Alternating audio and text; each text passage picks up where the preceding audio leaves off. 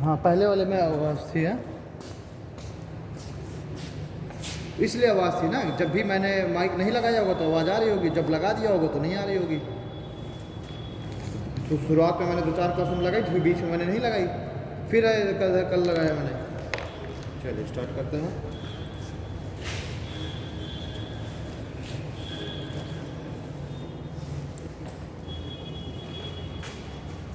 पढ़ रहे हैं money system.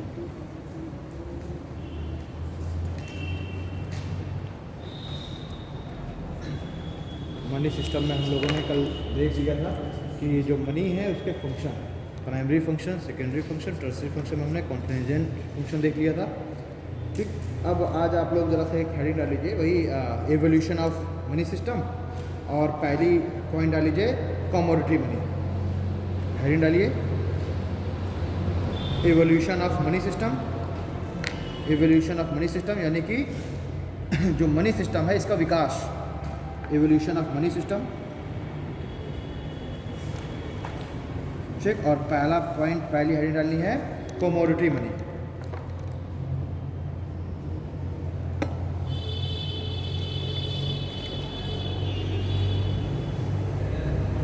Commodity, COMMODITY, commodity money.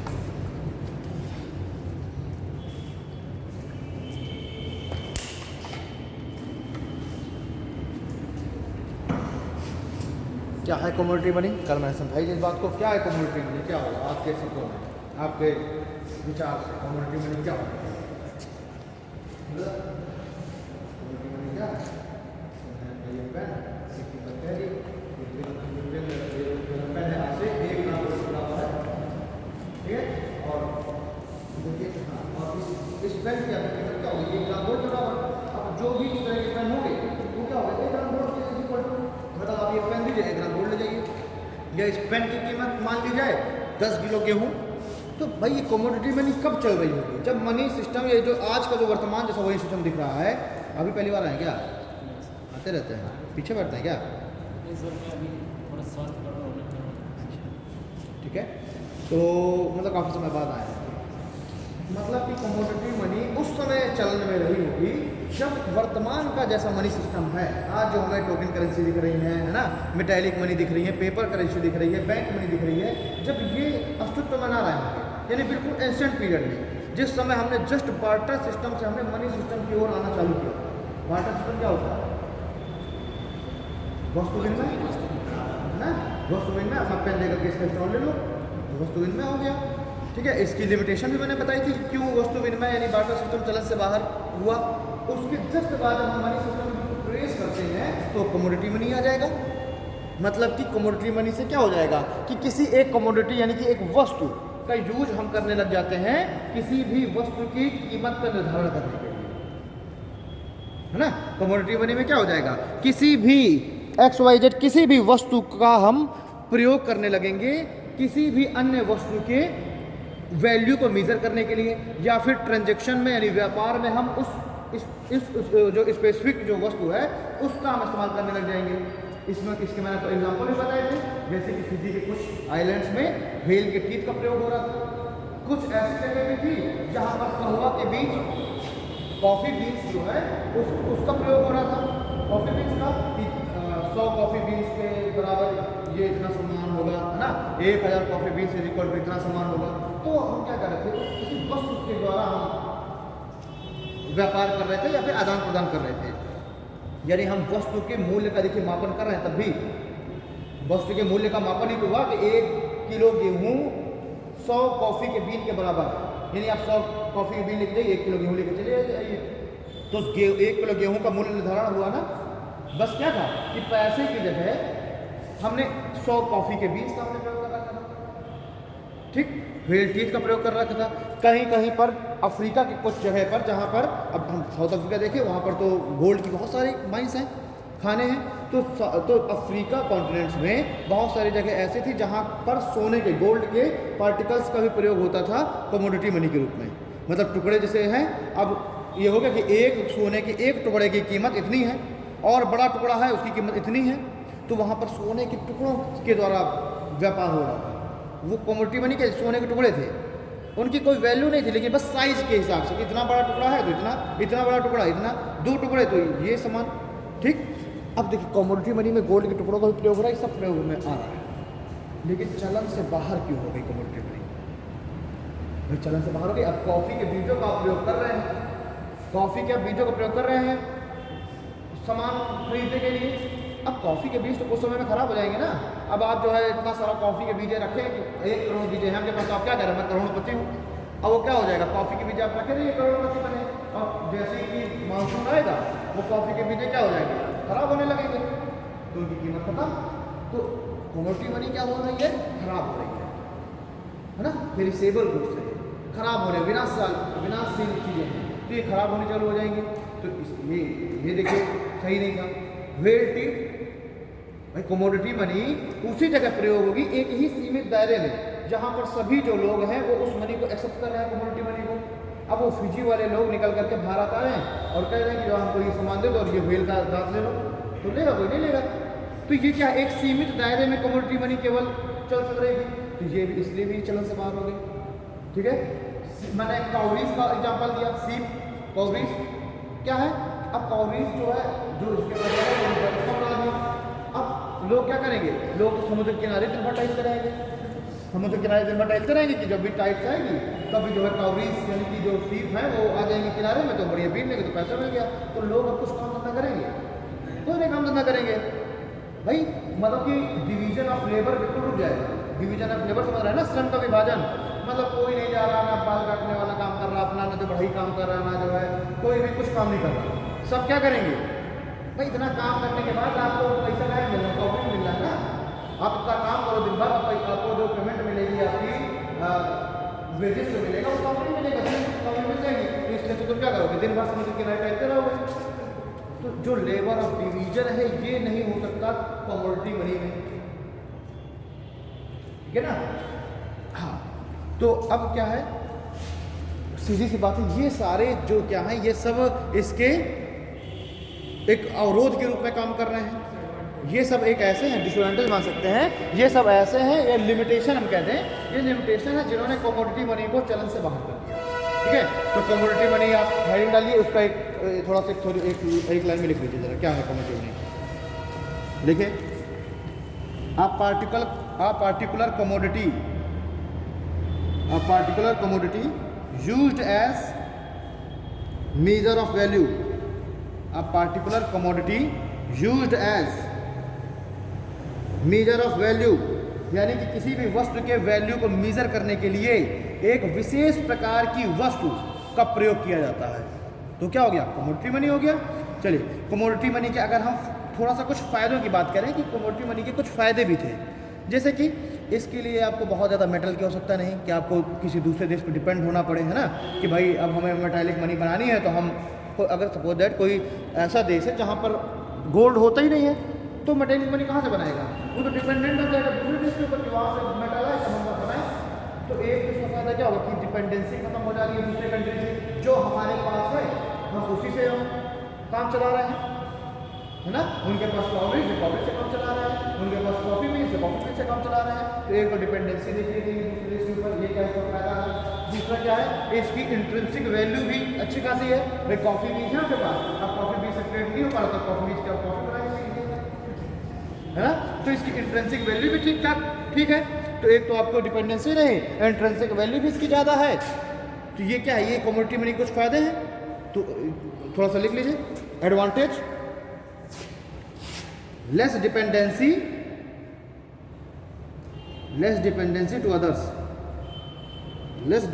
To others, दूसरों पर डिपेंडेंसी बहुत कम हो गई।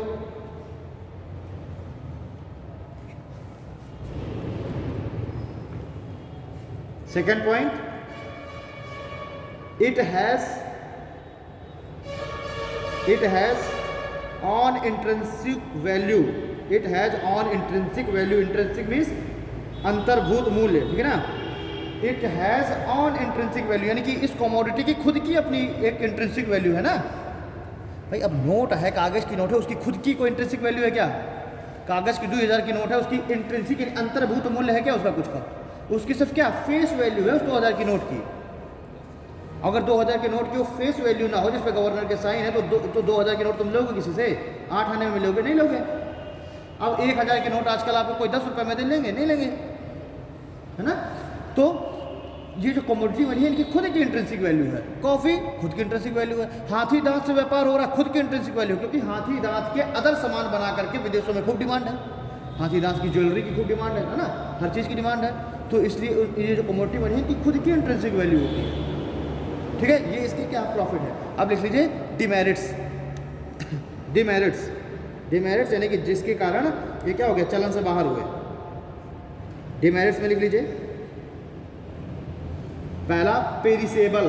पेरिसेबल मीन्स विनाशशील होना। डिमेरिट्स में पेरिसेबल, PERISHABLE, पेरिसेबल यानी कि विनाशशील होना। तो कमोडिटी मनी क्या विनाशशील है। दूसरा इसी में fungus, affected by fungus and moisture. Affected by fungus and moisture, fungus और मॉइस्चर, नमी, इन दोनों से कमोडिटी मनी क्या होती है, अफेक्ट हो जाती है, ठीक है। अगला पॉइंट डिमेरिट्स में है। अगला पॉइंट डिवीजन ऑफ लेबर, श्रम का विभाजन। श्रम का विभाजन, इसमें क्या हो रहा, श्रम का विभाजन भी नहीं हो रहा। तो ऐसे लिख लो नो श्रम, no division of labour, no लगा लो ना, पता चले कि तुम कह रहे जो श्रम विभाजन इसका जो है होता है इसमें, ठीक है। तो नो श्रम विभाजन, नो डिवीजन ऑफ लेबर, ठीक है, श्रम विभाजन नहीं होता। अगला point no value for outsiders. No value for outsiders, Fiji वाले यहाँ दांत लेके आएंगे तो लोगे नहीं तुम, तो नो वैल्यू फॉर आउटसाइडर, ठीक है। अगला point uniformity and purity. Uniformity and purity, अब मान लीजिए गोल्ड के टुकड़े हैं तो उसमें ये क्या था, वो मान लीजिए कोई गोल्ड का टुकड़ा ज़्यादा शुद्ध है, किसी में कुछ ज़्यादा ही अशुद्धि है। भाई गोल्ड बिल्कुल प्योर फॉर्म में थोड़ा निकलता है, वो तो जो है मेटलर्जी करके फिर उसको प्योर किया जाता है ना। तो अब मान लीजिए कोई गोल्ड का टुकड़ा शुद्ध है तो उसकी भी कीमत लगी हुई है 1 किलो गेहूँ, और कोई बिल्कुल इम्प्योर है उसकी भी 1 किलो गेहूँ। तो ये जो यूनिफॉर्मिटी और प्योरिटी की जो उसमें समस्या है, ये भी एक कमोडिटी मनी की बहुत बड़ी समस्या है। और इसी वजह से हम देखें कि ये जो गोल्ड के जो टुकड़े हैं इनकी जो प्योरिटी की जो समस्या आ रही थी, तो अब इसमें क्या, मान लीजिए अब मैंने तो तुमको एक टुकड़ा दे दिया जो बहुत प्योर है, उसके भी 10 किलो मुझे गेहूँ मिला, कोई घटिया टुकड़ा लेके आ रहा उसमें 10 किलो मिल गया, तो क्या हो जाएगा, यहाँ पर भी समस्या क्रिएट हो गई ना। तो अब इस समस्या से निकलने के लिए ही यहीं से अब धीरे धीरे चालू होगा मेटैलिक मनी, ठीक। यानी अब लोगों ने क्या कहा कि यार ये बहुत दिनों तक नहीं चल पाएगा, कोई अच्छा टुकड़ा दिया जा रहा है, कोई खराब टुकड़ा दिया जा रहा है, इससे अच्छा है कि इन टुकड़ों को पिघला करके मेटलर्जी की प्रक्रिया करके और इसको क्या कर दिया जाए, इसको एक शेप और साइज दे दिया जाए, एक डिसाइडेड शेप और साइज और वेट डिसाइडेड। अब सबको वही लेकर के आना, उसी शेप साइज और वेट का ही गोल्ड लेकर के आना, तभी ये चीज़ मिलेगी, है ना। तो आप देखिए कमोडिटी मनी से धीरे धीरे कहाँ की ओर बढ़ता है, मेटैलिक मनी। वो जो इम्प्योर जो टुकड़े थे उन्हीं को क्या करके पिघला करके अब सिक्कों में कन्वर्ट कर दिया गया, वहीं से धीरे से मेटैलिक मनी चालू हो गई। हेडिंग डाल लीजिए मेटैलिक मनी।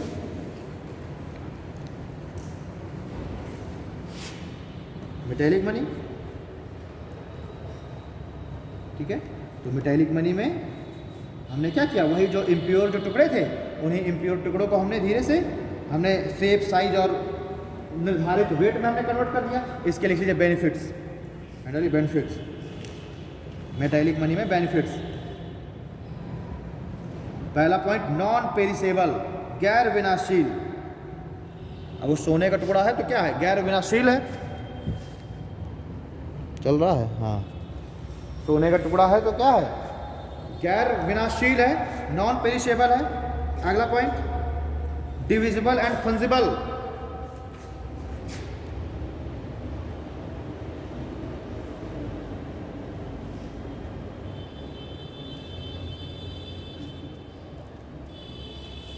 ठीक, non perishable, divisible and fungible.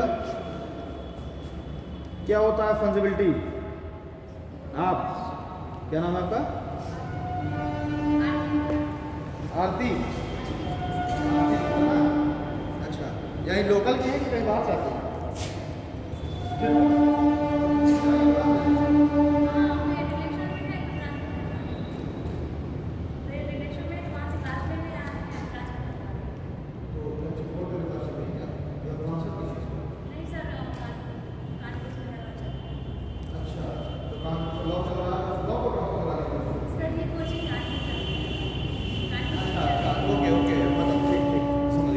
मतलब आप चित्रकूट से हैं बेसिकली, रहती आप कानपुर में हैं, अब आप यहाँ पर आई हैं, आज क्लास में है, आज आप क्या करेंगी कि अपनी जो है इसको शिफ्ट करा लेंगी कानपुर मंडल पे। ठीक, अब समझ जाएंगे। ठीक है, चलिए। तो अहो भाग्य हमारे कि आज आपसे मुलाकात हुई, आज आप आई। ठीक है, पहली और लास्ट बार। आशा करते हैं कि आपका क्लास वहाँ शिफ्ट हो जाए। नहीं, ऐसा नहीं। ठीक है, मैं तो रोज़ आता हूँ ना, और जो व्यक्ति रोज़ आए तो उसकी इज्जत नहीं रह जाती। हाँ, हमने भी आज आपको देखा। ठीक है, तो ठीक है, खैर अच्छी बात है। आती रहा करिए, जब भी कभी चित्रकूट आया करिए तो अपने सहपाठियों से मिलने कभी कभार आ जाया करिए। ठीक है, और लेकिन ये ना बताया करिए कि कानपुर मंडल में क्या कैसी क्लासें चल रही हैं और यहाँ कैसे, कंपेयर ना बताया करिए। ठीक है, आया करिए मिलने, लेकिन कंपैरिजन मत किया करिए। भाई स्वाभाविक सी बात है यार कि जो जितना बड़ा शहर होगा वहाँ उतनी अच्छी क्लास चलेगी, स्वाभाविक सी बात है। भाई कानपुर है, वहाँ पर यार, वहाँ पर सीधी बात है कि वो IIT के प्रोफेसर को भी बोल देंगे वो आ जाएगा पढ़ाने, हाँ, यूनिवर्सिटी के प्रोफेसर को बोल देंगे पढ़ाने। इलाहाबाद में स्वाभाविक सी बात है कि क्वालिटी सही होगी। हाँ, इलाहाबाद यूनिवर्सिटी के प्रोफेसर आ रहे हैं, और भी बड़े बड़े वहाँ पर प्रोफेसर किसको भी बोल दे आ जाएंगे। बात में है नहीं कोई, जो है भी तो देख ही रहे, चली रही क्लास। तो अब क्या किया जाएगा? अभी ये डिस्ट्रिक्ट लेवल में शिफ्ट हो जाएगी तो और समस्या, वहाँ तो और नहीं टीचर मिलने। भाई चित्रकूट महोबा शिफ्ट हो जाएगी तो वहाँ पर तो और समस्या क्रिएट होगी। तो वो कंपैरिजन हमें नहीं करना है। वो बात अलग है कि जिसको अगर समस्या है, हो रही है, तो वो अपना शिफ्ट करा सकता है, अगर हो जाए तो, अभी हो जाए तो। ठीक है, चलिए। तो हाँ, मैं पूछ रहा था आपसे,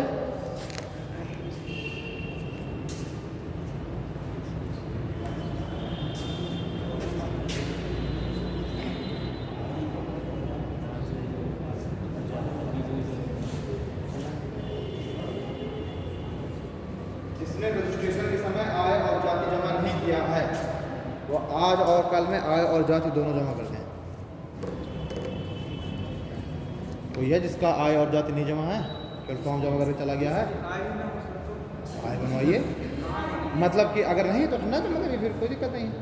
मतलब वो ये है कि जो अगर भविष्य में कुछ योजना आ रही होगी तो उसमें फिर वो फिल्टर लग जाएगा। भाई पिताजी गवर्नमेंट जॉब पे है ना, तो फिर आय बनेगी, नहीं तो कोई दिक्कत नहीं, फिर आप क्या करेंगे, योजना का लाभ देंगे। ठीक है, तो जिसको मतलब जिसका आय जमा होता हो वो जमा कर दे, जिसका नहीं लगता है तो कोई दिक्कत नहीं। तो नया बनवाना पड़ेगा ना। आय तो एक बार में 3 साल के लिए ही वैलिड होता है। अब ये थोड़ा कि आप 3 साल पहले जितना कमा रहे थे अभी भी उतना ही कमा रहे हैं। बिल्कुल जमा करना है। तो आपको पहले सोचना चाहिए कब रजिस्ट्रेशन कब हुआ था, उस समय जब आपने फॉर्म जमा किया होगा उस समय भी आपको कहा गया होगा कि आपका ये इनकम सर्टिफिकेट आपका पुराना हो चुका है, नया बनवा के जमा करिए। हाँ, कहा गया था ना, ऐसे नहीं कहा गया था। हर एक स्टूडेंट को कहा गया है, जिसने भी आय नहीं लगाई उसको कहा गया कि आय लगाइए, जिसका पुराना आया था तो कहा गया नया लगाइए। अब इस बार जो अभी टैबलेट्स आए थे तो 145 लड़कों का पहली शिफ्ट में नाम था, और उसमें से 93 लड़के बचे। कैसे कट गए 53? क्योंकि उनका जो है 3 साल से पुराना आय जमा है। उनसे कहा भी गया था कि नया आय जमा करा दीजिए, नहीं जमा कराए, वो कट गया, उनका नाम हटा दिया गया। हाँ, अरे हिंदी में बात करो यार।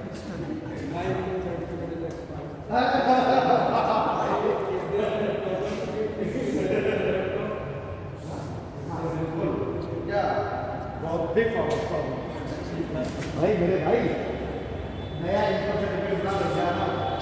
ठीक है, अगर ओल्ड हो चुका है इनकम सर्टिफिकेट जल्दी से बदलिए। ठीक है, तो अगर ओल्ड हो चुका है तो नया इनकम सर्टिफिकेट बनाइए और उसको सबमिट कर दीजिए, वरना this is very big problem.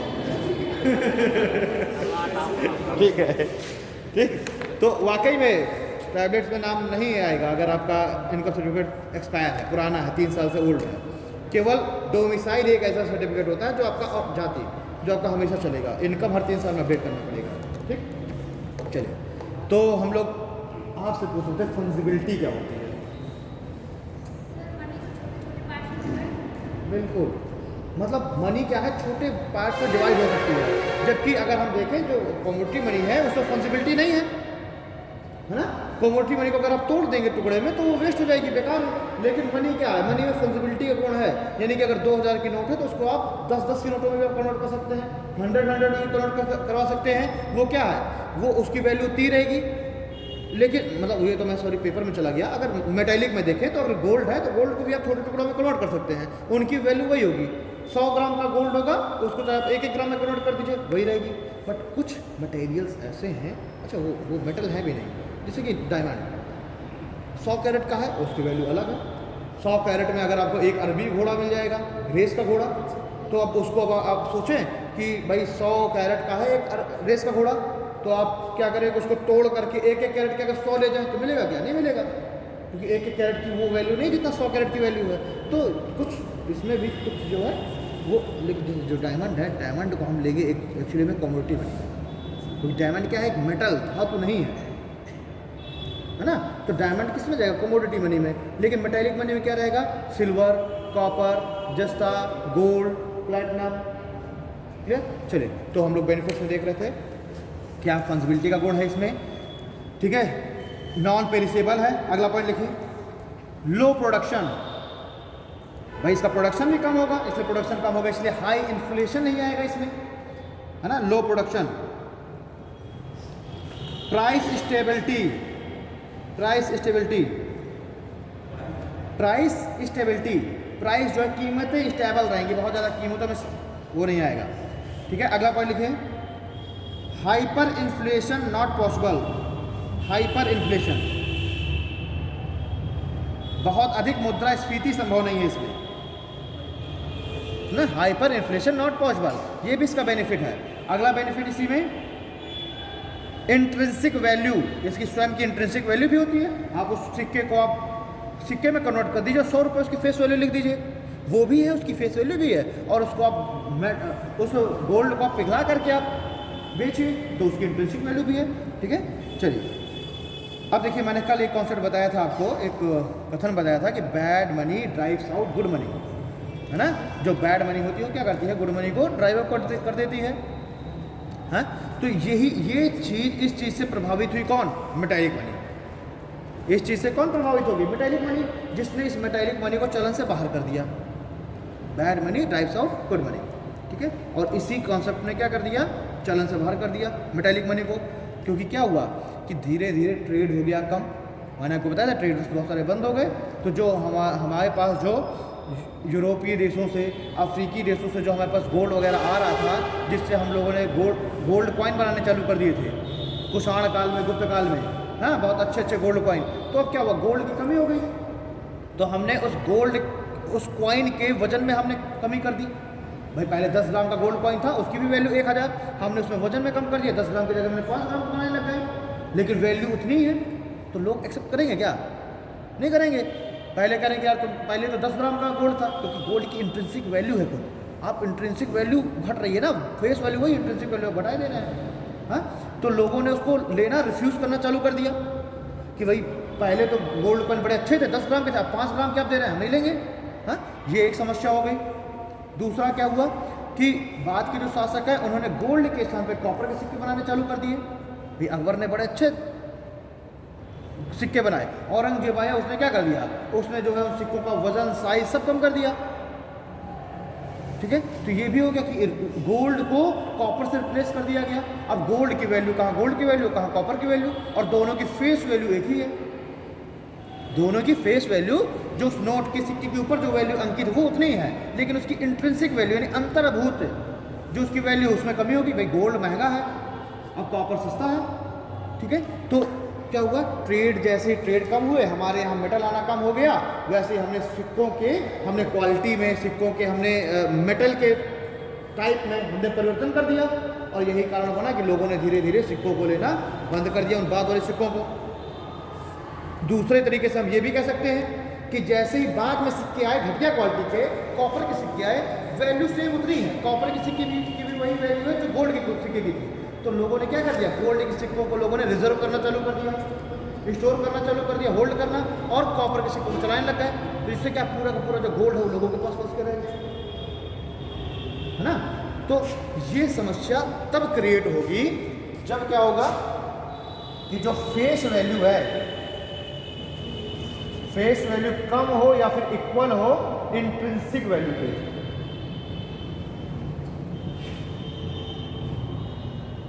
ठीक, ये समस्या कब आएगी?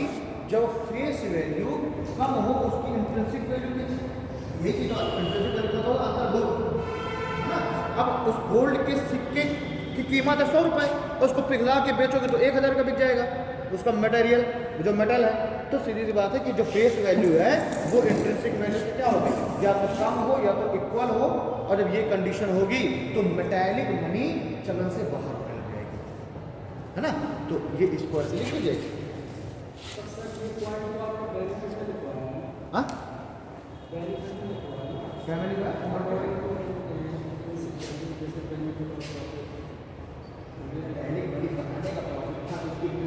की, लेकिन अगर चलन से बाहर होने का भी एक कारण बन गया, इसकी इंट्रिंसिक वैल्यू का होगा।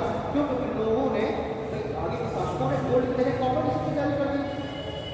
हाँ, गोल्ड की जगह कॉपर की सिक्के, कॉपर की इंट्रिंसिक वैल्यू कम, गोल्ड की इंट्रिंसिक वैल्यू ज़्यादा। तो अगर सेम वही गोल्ड की बनते रहे तो कोई दिक्कत नहीं, मेटालिक तो काफी भी चल रही होगी, लेकिन गोल्ड की जगह कॉपर बना दिया गया। ये उसके लिए क्या हो गया, जो उसके लिए फायदा हुआ वो नुकसान कर दिया। ये फायदा है गोल्ड के सिक्के बनने चालू हुए तो फायदा गोल्ड की खुद की इंट्रिंसिक वैल्यू है। अब पूरे विश्व में ऐसा किया जा रहा है, लेकिन अब क्या हो, गोल्ड की कमी होगी तो कॉपर के सिक्के बनने लगे, और वही सेम कीमत दो, वही जो उसके लिए क्या था फायदा था वही उसके लिए नुकसान बन गया, है ना। तो गोल्ड की इंट्रिंसिक वैल्यू की वजह से लोगों ने अब कॉपर के सिक्के लेने ही बंद कर दिए। ठीक, तो ये हमने प्रॉफिट में लिखा, हाइड डाली थोड़ा सा डिमेरिट्स। डिमेरिट्स लिखे ऑब्लिक करके लिमिटेशन भी लिखे, डिमेरिट और लिमिटेशन लिखो। People will hold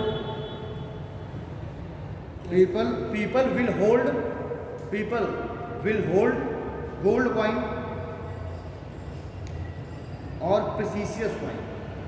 people will hold gold coin और प्रेसिशियस कॉइन, लिमिटेशन ही तो है कि जैसे कॉपर के सिक्के हैं तो लोगों ने गोल्ड के सिक्कों को होल्ड करना चालू कर दिया, तो ये लिमिटेशन होगी। पीपल विल होल्ड गोल्ड और प्रेसिशियस यानी कि कीमती सिक्कों को लोगों ने होल्ड करना चालू कर दिया। अगला पॉइंट इसमें, people used bad type of coin.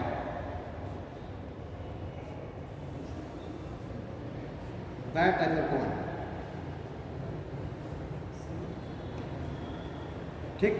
अब इसके नीचे से लिमिटेशन में ही कुछ पॉइंट डाल करके और लिखो, जैसे कि डिबेसमेंट। डिबेसमेंट क्या होता है, यानी कि धातु की मात्रा को कम करना, क्या कहता है, डिबेसमेंट होता है। ठीक है, चलो। तो इसी के बाद एक लिमिटेशन में ही एक पॉइंट और लिख लो, डिबेसमेंट ऑफ दाम। दाम एक उस समय की बात बता रहा हूँ जब मेटालिक मनी चल रही थी, है ना। तो डिबेसमेंट ऑफ दाम, उस समय दाम सिक्का चला करता था। दाम क्या था, कॉपर का एक सिक्का हुआ करता था। तो अकबर ने क्या किया, उस सिक्के की बहुत बढ़िया साइज थी, बहुत अच्छा उसका रूप था, और बाद में औरंगजेब ने क्या कर दिया, उसकी साइज वाइज घटा दिया और बहुत टेढ़ा मेढ़ा सिक्का होने लग गया। तो ये क्या है, डिबेसमेंट है। डिबेसमेंट का मतलब होता है, डिबेसमेंट का मतलब होता है धातु की मात्रा को कम कर देना। मतलब जहां पर जो दाम था वो 20 ग्राम का अगर दाम हुआ करता था, तो औरंगजेब ने दाम का वेट कितना कर दिया, 13 ग्राम कर दिया, है ना। तो ये डिबेसमेंट ऑफ कॉइन या डिबेसमेंट ऑफ दाम, ये भी क्या बन गया, ये भी मेटालिक मनी को उसके चलन से बाहर करने का, या मैं कहता हूँ लिमिटेशन बन गया, डिमेरिट, डिबेसमेंट ऑफ दाम। ठीक है, तो इसमें हम लोग देखें कि साइज और वेट दोनों घटा दिए गए। और दाम क्या था, दाम कॉपर का सिक्का होता था, लिखना हो लिख लेना, दाम के नीचे कॉपर कॉइन। दाम क्या था, दाम कॉपर कॉइन, तांबे का जो सिक्का था उसको हम दाम कहते थे। तो डिबेसमेंट ऑफ दाम, और दाम क्या है, कॉपर कॉइन। और क्या है, डिबेसमेंट का मतलब क्या है, धातु की मात्रा को कम कर देना, यानी कि सिक्के के साइज और वेट दोनों को घटा देना। अगला point, full bonded coin. Full bonded coin ये क्या है, यही जो मैंने आपको ये लिखवाया ना, इसको कहते हैं फुल बॉडेड कॉइन। ये जो मैंने लिखवाया फेस वैल्यू का इंट्रिंसिक वैल्यू से कम या इक्वल होना, full bonded coin.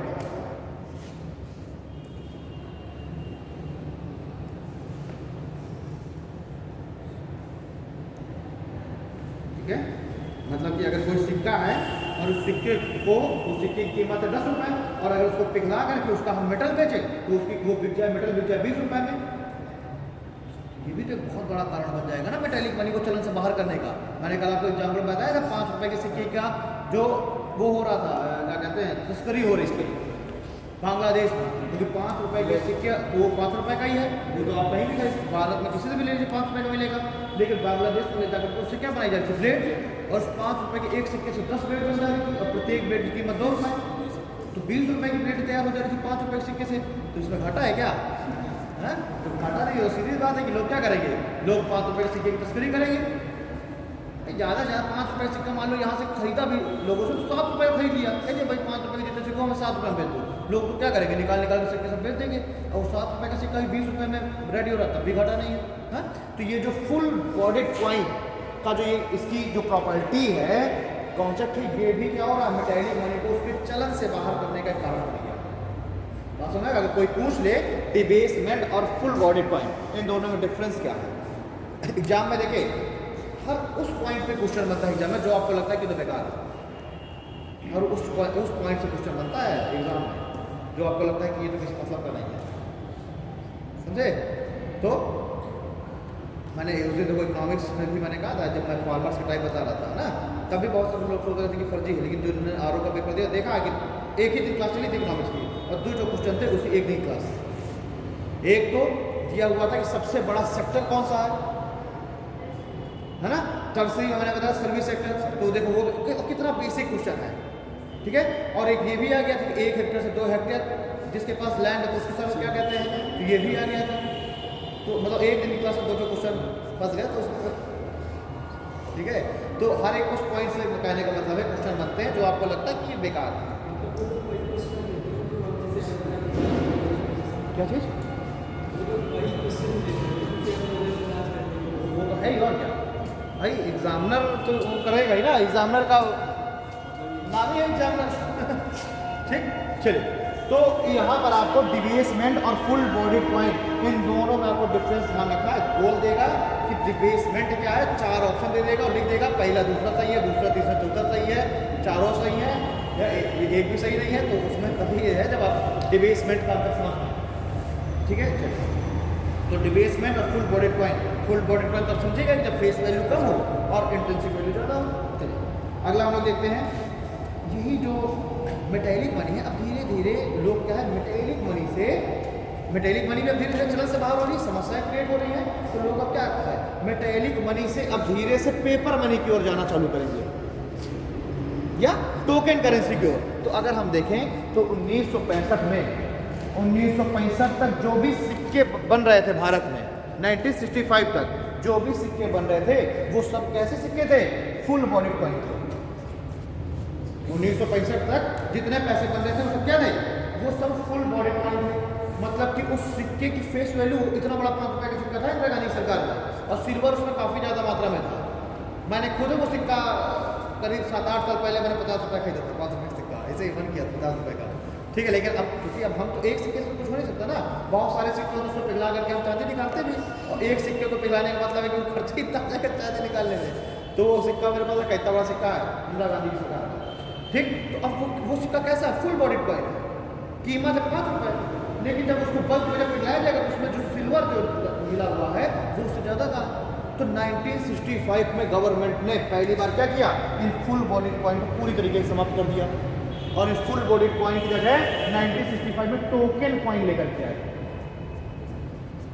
Token coin क्या है, फुल बॉडी कॉइन का जस्ट अपोजिट, मतलब कि इंट्रिंसिक वैल्यू कम हो और फेस वैल्यू ज़्यादा।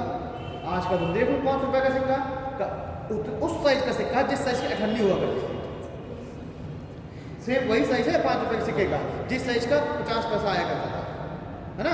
तो अब अगर तुम्हारे पास मिल भी जाए पैसा, अब तुम उसको पिघला रहे हो, उसमें तुम मेटल निकाल रहे हो, तो सिक्का तुमने खरीदा 5 रुपये का, और उससे जो निकलेगा टिन वगैरह जो निकलेगा, जो कि उसमें कहें एल्यूमिनियम का, तो एल्यूमिनियम जो है उससे कम कीमत का है, उसको पिघलाने का, तो आप पिघलाएंगे नहीं, सीधी बात है। तो अगर आपसे यहाँ से भी क्वेश्चन पूछा जाएगा कि पहली बार गवर्नमेंट ने कब फुल बॉडीड कॉइन से टोकन कॉइन की ओर शिफ्ट हुई गवर्नमेंट, तो 1965, ठीक है। चलिए, तो 1960, अच्छा ये जो है मेटालिक मनी का एक समाधान भी है। मेटालिक मनी की जो समस्या आ रही थी, उस समस्या की जो प्रॉब्लम है, उस प्रॉब्लम का सॉल्यूशन भी यही है। है ना। प्रॉब्लम का सोल्यूशन भी तो यही है कि आप फुल बॉडी कॉइन की जगह आप टोकन कॉइन की ओर शिफ्ट कर जाइए, इसका एक समाधान भी है। तो इसको चाहे आप समाधान में लिख सकते हैं, ठीक है, कि इसका जो है सोल्यूशन क्या है, सोल्यूशन है फुल बॉडी कॉइन से टोकन कॉइन की ओर शिफ्ट कर जाना, ये इसका सोल्यूशन है। अब हम देख रहे हैं कि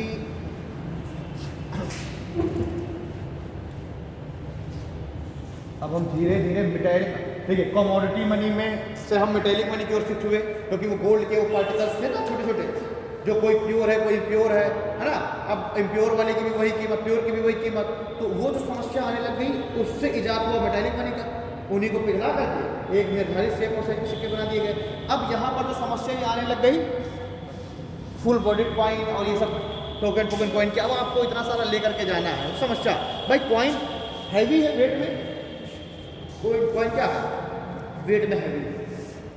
मान लीजिए उस समय कोई व्यापारी है जो एक जगह से दूसरे जगह व्यापार करने जा रहा है, तो या तो क्या करे, पूरी अपनी बैलगाड़ी में एक बैलगाड़ी में सिक्का भर के लेके जाए, है ना। समस्या कितनी सारी समस्या आएगी, एक तो रास्ते में उसको चोरों से बचाना है, दूसरा उसको ट्रांसपोर्टेशन में समस्या। हाँ, तो यहाँ से फिड्यूशरी मनी का कॉन्सेप्ट चल रहा है, जिसे कहते हैं मर्चेंट गिल्ड, ठीक है। तो यहीं से इस मेटेलिक मनी के और पेपर मनी के बीच की जो स्टेज है, बफर स्टेज, वो क्या है, फिड्यूशरी मनी है, यानी कि मर्चेंट गिल्ड है। बताता हूँ मैं क्या है मर्चेंट गिल्ड, ठीक। तो मेटेलिक मनी से पेपर मनी की जो यात्रा है वो कैसे स्टार्ट हुई, फिड्यूशरी मनी से, मर्चेंट गिल्ड से। आइए देखिए क्या है मर्चेंट गिल्ड।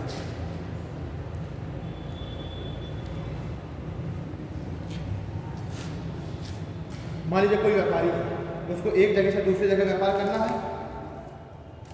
इसको लिख सकते हैं fiduciary money, fiduciary money FIDUCI। हाँ, तो फिड्यूशरी मनी मर्चेंट क्या है, मैं व्यापारी हूँ, मुझको एक जगह से दूसरी जगह जाना है, व्यापार करना है, या तो मैं यहाँ से इतना सारा कॉइन गाड़ी भर के लेके जाऊँ, समस्या उसमें है रास्ते में रुक जाने की, मौसम से बचाना है, हर चीज़ की कैरी करने की समस्या, ट्रांसपोर्टेशन की समस्या। उसकी जगह में अगर हम ऐसा करें कि कुछ एक मतलब मर्चेंट जो है, कुछ मर्चेंट्स का एक ग्रुप ऐसा बन गया जिसका एक व्यक्ति बैठा हुआ है बांद्रा में और दूसरा व्यक्ति बैठा है दिल्ली में, और मुझे बांद्रा से दिल्ली जाना था उस एंशिएंट पीरियड में, है ना, व्यापार की कुछ सामान लेने। तो एक व्यक्ति बैठा है बांद्रा में और उन्हीं का एक व्यक्ति बैठा है दिल्ली में, एक बैठा है चेन्नई, एक कलकत्ता, है ना, इस तरह से लोग बैठे हैं। अब मान के चलिए मुझे जाना है दिल्ली, मान लीजिए, मैं क्या करूँगा, मैं अपना जो सिक्के हैं वो सिक्के लेकर के मैं जाऊँगा बांदा वाले उस मर्चेंट्स का जो एक आदमी बैठा हुआ है उसके ऑफिस में जाऊँगा और उसके ऑफिस में वो सिक्के जमा कर दूँगा। उसके ऑफिस में क्या कर दूँगा, सिक्के जमा कर दूँगा। और सिक्के एक गाड़ी में सिक्के थे, उसकी कीमत है मान के चलिए 1 लाख रुपये। उस सिक्कों की कीमत क्या है, 1 लाख रुपये। वो क्या करेगा, एक पेपर लेगा इस तरीके से, उस पेपर में लिख देगा 1 लाख रुपए प्राप्त किए, अपने साइन कर दिए और मेरा नाम आप लिख देगा कि इस व्यक्ति को, मतलब इस व्यक्ति का 1 लाख का पेमेंट हो चुका है। वो क्या, वो है फिड्यूशरी मनी, जो कागज में जो लिख दिया गया, कागज में जो लिख दिया गया। अब मैं क्या, वो ले जाना इजली है, उसको कहीं पर भी हम घुसेड़ लेंगे और ले जाएंगे। अगर मान लीजिए खो भी गया तो भी फायदा, मतलब फायदा क्या है, आपका लॉस नहीं है। खो भी गया तो अब जिस व्यक्ति को अगर मिला वो अगर लेकर के जाएगा वहाँ पर, तो उसको बताना होगा कि जिसमें नाम लिखा हुआ उसको नहीं, तो भी थोड़ा सा समस्या है ना। पहली बात तो वो जगह पर जाएगी कहाँ का ये गिल्ड है, मर्चेंट गिल्ड। दूसरी बात फिर अपनी आइडेंटिफिकेशन क्लियर करे कि मैं ही वो व्यक्ति हूँ। तो इससे क्या है कि एक जो धोखाधड़ी होने का चांसेस कम हो जाता है। ठीक, देखिए फिड्यूशरी मनी ही क्या है, पूर्वज है हमारे पेपर करेंसी का, नहीं है। फिड्यूशरी मनी ही तो पूर्वज दिख रहा है पेपर करेंसी का। पेपर करेंसी का क्या है, गवर्नर ने लिख करके दे दिया कि 2000 रुपये, इस कागज की वैल्यू क्या है 2000 रुपये है। अब वो लेकर के चाहे मैं चला जाऊँ उस नोट को लेकर के, चाहे कोई भी लेकर के चला जाए, वैल्यू तो 2000 रुपये ही रहेगी ना, घटेगी थोड़ा। अब ये क्या है, ये है मर्चेंट गिल्ड। इसमें लिख दिया गया कि 1 लाख रुपए हमने प्राप्त कर लिए यहाँ पर बांदा सेंटर में, और ये व्यक्ति आ रहा है दिल्ली, मतलब जो भी इस तरह भी लिखा जाएगा। और इस कागज की कीमत कितनी मानी जाए, 1 लाख रुपये। अब मैं जाऊँगा दिल्ली में, मैं व्यापार करूँगा, और जब 1 लाख रुपये की पेमेंट की बारी आएगी तो उनके ऑफिस में मैं जाऊँगा सेंटर में, उनको मैं दिखा दूँगा ये कागज फिड्यूशरी मनी का जो कागज है। अब वो क्या कर देंगे, मुझे अपना कुछ कमीशन काट के उसको 1 लाख रुपये का पेमेंट कर देंगे दिल्ली में ही, है ना, हवाला वाली कमीशन। है हवाला, ठीक है। तो मैंने बाद में जमा किया, दिल्ली जाके लिया और उन्होंने अपना कुछ कमीशन इसमें काट लिया टैक्स, मुझको तो देखिए सेफ हो गया मेरा पैसा। और वहाँ से कॉन्सेप्ट किसका निकल कर गया है, फिड्यूशरी मनी का। तो उसे क्या कहा गया, मर्चेंट गिल्ड। यहाँ पर लिखा रहता है क्या है फिड्यूशरी मनी।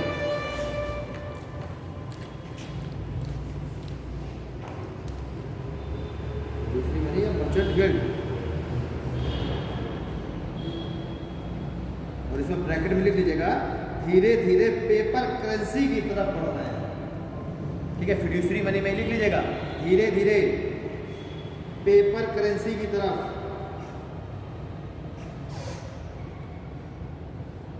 मनी का जो इवोल्यूशन है वो क्या है, धीरे धीरे पेपर करेंसी की तरफ से हो रहा है।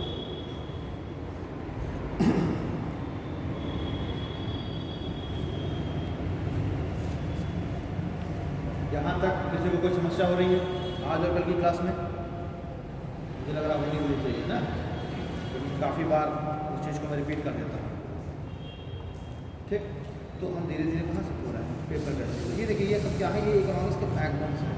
ये 4-5 जो टॉपिक है ये बैकबोन्स हैं। ये अगर आपको 4-5 टॉपिक क्लियर हो गए तो फिर ये इंडस्ट्री और माइंस में से पढ़ाने वाले टॉपिक नहीं है यार, एग्रीकल्चर इंडस्ट्री में ये सब तो आप खुद पढ़ सकते हैं ना, ये सब आप खुद ही जो है बुक से पढ़ लीजिए।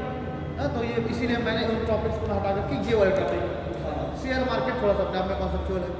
हाँ, जब बहुत लोगों को अभी शेयर मार्केट का अनुभव नहीं होगा, नहीं समझ में आ रहा होगा क्या है, जीएसटी वगैरह, बजट वगैरह, ये थोड़ा सा कॉन्सेप्चुअल है अपने आप में। जीडीपी वगैरह, नेशनल इनकम वगैरह थोड़ा सा कॉन्सेप्चुअल है। तो हम लोग इसकी बात करेंगे, बाद में अगर समझ रहा तो फिर ये सब फैक्चुअल। तो फिड्यूशरी मनी में देखा हम धीरे धीरे कहाँ से हो रहे हैं, पेपर करेंसी की तरफ से। अब बहुत देर से हम लोग बात करते चले आ रहे हैं इस मेटेलिक मनी की, कॉइन्स की। तो अब हम थोड़ा सा इन कॉइन का इतिहास देख लें, और यही जो मेटेलिक मनी से आज जो हमारे हम टोकन मनी की ओर आ गए, भाई फुल बॉडीड कॉइन्स, हम टोकन कॉइन की तरफ आ गए ना। तो ये हमको इसका पूरा इतिहास है, जर्नी है इन कॉइन्स, एंशिएंट पीरियड से लेकर प्रेजेंट टाइम तक जो इतिहास है इसको भी यहीं पर देखते हुए चलें, ठीक। तो आज जो हम सिक्का यूज़ कर रहे हैं एक्चुअली ये भी तो क्या है, एक मेटेलिक मनी ही तो है। बस क्या है, उस मेटेलिक मनी को फुल बॉडीड कॉइन की जगह हमने टोकन कॉइन कर दिया है। अंतर सिर्फ इतना है ये सिक्का अभी भी मेटेलिक कॉइन, और नोट क्या है, नोट एक पेपर करेंसी है। तो सिक्का अभी भी एक मेटेलिक कॉइन है, बस हमने क्या कर दिया, फुल बॉडीड कॉइन की जगह उसको शिफ्ट कर दिया टोकन कॉइन में, ताकि उसकी इंट्रिंसिक वैल्यू घट जाए, फेस वैल्यू बढ़ जाए। इतना हमने अंतर किया है, और हमें यही इतिहास अपने इन सिक्कों का यही इतिहास हम लोग देख लेते हैं, है ना, इनका मेटेलिक मनी से या आज वर्तमान तक का इतिहास। तो लिख लीजिए इंडियन कॉइन, इंडियन कॉइन एक डाल लीजिए, इसका इतिहास से लेकर वर्तमान तक की देख लीजिए इंडियन कॉइन्स।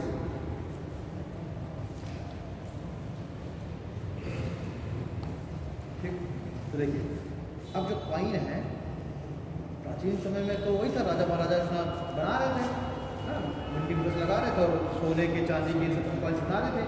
अगर हम बात करें वर्तमान वाला जो सिस्टम है, एंशिएंट में जो पढ़ना है वो तो इतिहास का टॉपिक है।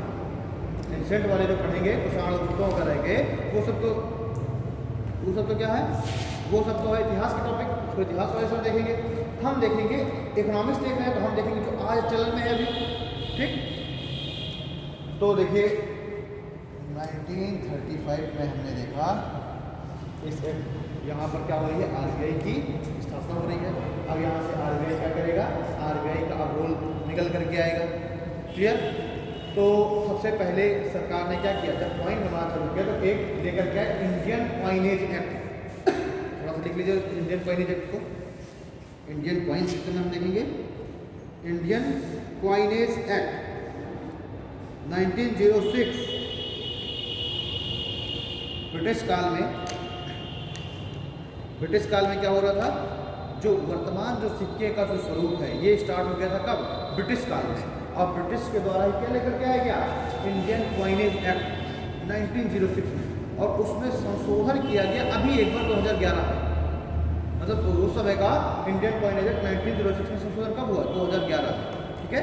तो अब इंडियन कॉइनेज एक्ट के तहत हम देखेंगे जितने भी भारत में सिक्के मिंट हो रहे हैं, बन रहे हैं, उनके बारे में, ठीक है। आरबीआई, जब से आरबीआई की स्थापना हुई 1935 से, उसके बाद हम देखेंगे 1938 से पेपर करेंसी अस्तित्व में आ जाएगी। जो आज की जो पेपर करेंसी वो कब से अस्तित्व में आएगी, आरबीआई की स्थापना होने के बाद से। 1938 से, ठीक है। लेकिन जो कॉइन है इससे पुराने हैं। तो कॉइन कब से अस्तित्व में आए? कॉइन आए, कॉइन एज एक्ट 1906 से कॉइन अस्तित्व में आए, ठीक है। चलिए अब हम देखेंगे कि जो कॉइन्स हैं, कॉइन पहली बात तो कॉइन मिंट कौन करता है? क्या आरबीआई कॉइन बनाती है या गवर्नमेंट बनाती है?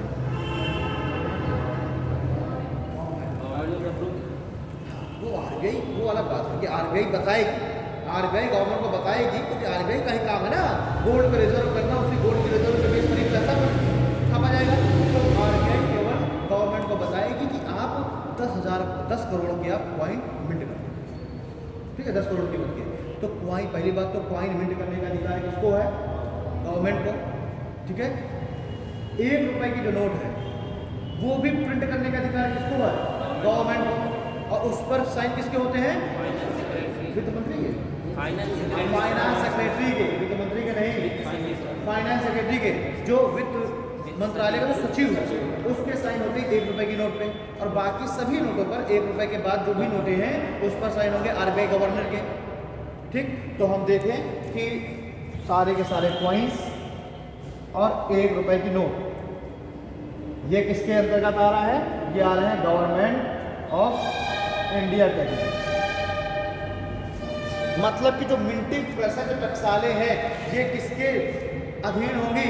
गवर्नमेंट के, ठीक है। तो भारत में कितनी जगह पर मिंटिंग प्रेस लगी हुई है या टकसाल? 4 जगह पर। कौन कौन से? कोलकाता, हैदराबाद और नोएडा, ठीक है, 4 जगह पर, ठीक है। वो हैदराबाद में मतलब कौन सा अगर राज्य की हम बात करें तो तेलंगाना है ना, आज का हैदराबाद तेलंगाना के अंदर है, ठीक है। और उसमें भी जगह कौन सी है? सैफराबाद, ठीक है। तो हैदराबाद का, आपसे हैदराबाद कभी नहीं पूछा जाएगा, आपसे पूछा जाएगा सैफराबाद, आपसे कलकत्ता नहीं आएगा, आपसे आएगा अलीपुर, ठीक है। तो सबसे बड़ा जो मिंटिंग प्रेस है, जो टकसाल है, वो है कलकत्ता, अलीपुर वाली सबसे बड़ी है। और रॉयल टकसाल बोलते हैं मुंबई को, रॉयल टकसाल। अगर रॉयल मिंटिंग प्रेस दिया जाए, ठीक है, तो रॉयल, तो उसका वो है Mumbai, royal minting press.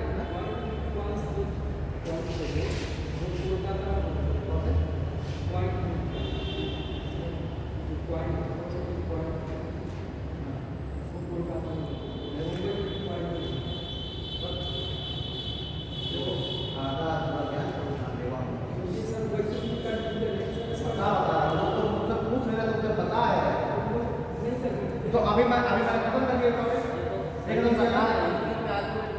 Topic, मैं अभी टॉपिक इसको खत्म कर रहा हूँ ना। अभी जब मैं खत्म कर दूंगा तो मैं फिर आपसे खुद पूछूंगा यहाँ पे कोई समस्या, ठीक है। अभी जो मिंटिंग प्रेस है वो है 4 जगह, कहाँ? हैदराबाद के सैफाबाद में, नोएडा में है सेक्टर 5 में, ठीक है। उसके बाद अलीपुर कलकत्ता में और मुंबई में। मुंबई का जो टकसाल है वो कहलाता है रॉयल टकसाल और अलीपुर वाला सबसे बड़ा है, ठीक है। अब हम ये पहचानेंगे कैसे कि कौन सा सिक्का कहाँ पर बना है, ठीक है भाई। इन चारों मिंटिंग प्रेस में से कौन सा सिक्का कहाँ बना है ये हम पहचानेंगे। तो देखिए सबसे पहले हम बात करते हैं कोलकाता वाले की। जो कोलकाता का जो सिक्का है ये बिल्कुल ब्लैंक होता है, ये ब्लैंक होता है, इस पर कोई भी सिंबल नहीं बना होता, ठीक है ना, बिल्कुल ब्लैंक। उसके बाद बात आती है मुंबई वाला। मुंबई में क्या बना होता है? डायमंड, मतलब कि इस तरीके की डिजाइन बने हुए सिक्के, देखना।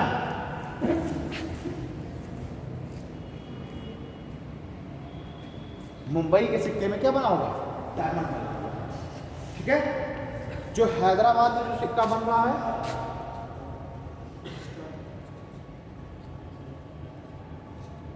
हैदराबाद में जो सिक्का है उसमें बना होगा स्टार,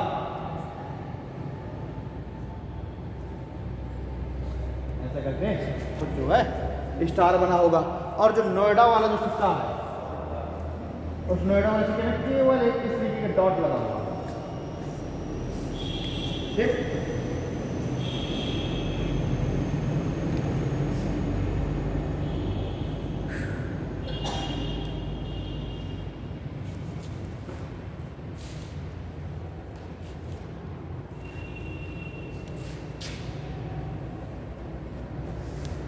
हैदराबाद में 2 मिंटिंग प्रेस हैं। ये बात है, हैदराबाद में 2 मिंटिंग प्रेस हैं। एक तो हैदराबाद के सैफाबाद में है, एक है हैदराबाद के चेरलापल्ली में। हैदराबाद के चेरलापल्ली में एक है और एक हैदराबाद के सैफाबाद में। हैदराबाद में 2 मिंटिंग प्रेस है, चेरलापल्ली और सैफाबाद।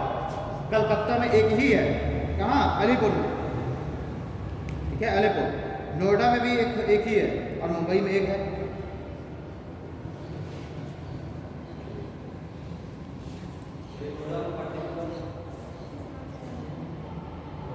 जगह सेक्टर 5 में,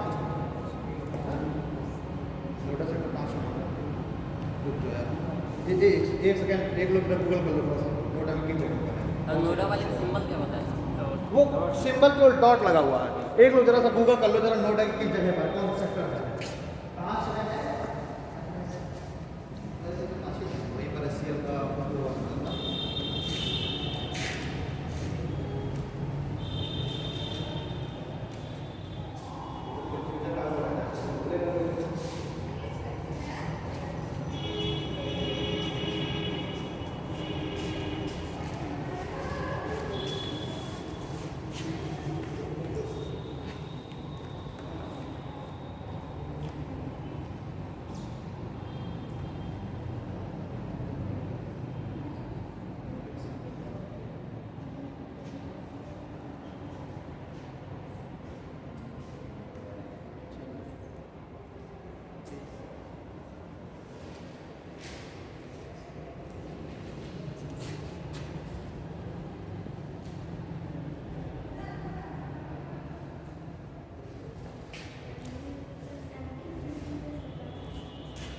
नहीं मिल रहा सेक्टर, वैसे सेक्टर 5 ही है 90%। ठीक, अब हो सकता है कुछ और सेक्टर में हो तो आप जो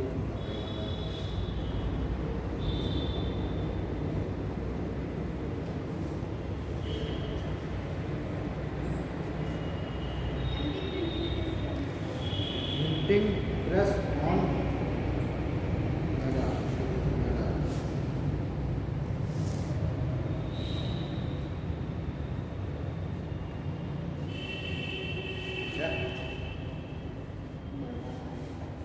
चलो हटाओ इसको, देखेंगे बाद में, समय कैसे वेस्ट नहीं खुल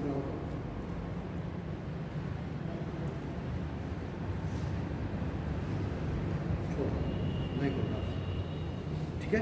इसको बाद में वैसे 90% नोएडा सेक्टर 5 में ही है, ठीक है। और घर में देख लेना अगर तुम लोग, अगर एग्जैक्ट उसका लोकेशन दिख रहा है सेक्टर कौन सा सेक्टर में है तो थोड़ा मुझे भी बता देना।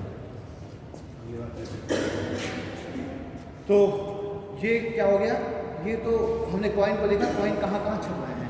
फिर हमने देखा कि जो इंडियन गवर्नमेंट है, गवर्नमेंट क्या करती है, mint coin under coinage act 1906 के तहत गवर्नमेंट मिंट करती है और इसमें 2011 में एक बार क्या किया गया, संशोधन किया गया। एक पॉइंट ये। फिर इसी में अगला पॉइंट हमने क्या देखा कि गवर्नमेंट जो है सारे तरीके के कॉइन और 1 रुपए की नोट भी कौन छापती है, गवर्नमेंट छापती है। ये लिख लीजिए, आगे लिख लीजिए, 1 रुपए के जो नोट है इस पर साइन किसका होता है, साइन होता है फाइनेंस सेक्रेटरी का। ये लिख लीजिए।